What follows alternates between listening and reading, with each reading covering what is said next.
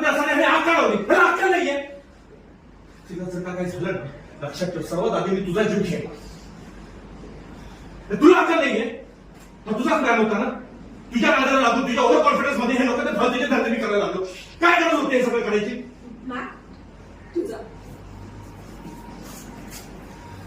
तू काय बडबडतोयस? कुणाशी बोलतोयस, कुणासमोर बोलतोयस याचं जरा भान ठेव ना. मला शहाणपणा शिकवू नकोस ऐश्वर्या. हे सगळं तुझ्यामुळे झालं. हा तुझा प्लॅन होता ना. मग ती मुलगी आतमध्ये आणण्यासाठी. अरे ती आता ऑफिस मध्ये असायला हवी होती ना. ती तिकडे कशाला मारायला गेली मग? कोण सामान तुझ्याबद्दल अजिबात तुझ्याबद्दल काही बाबा ऐकून घेणार नाही ऐश्वर्या. नाहीतर काय करणार आहेस तू? एक गोष्ट विसरू नकोस मॅक, मी तुझीच मदत करते. कसली मदत? ही असली मदत. एका पोरीचा जीव आता धोक्यात टाकल्यास तू. एक लक्षात घ्या, जर तिला काही झालं, मी स्वतःला तर माफ करणार नाही, मी तुला सुद्धा माफ करणार नाही. मी हातात हात धरून बसू शकत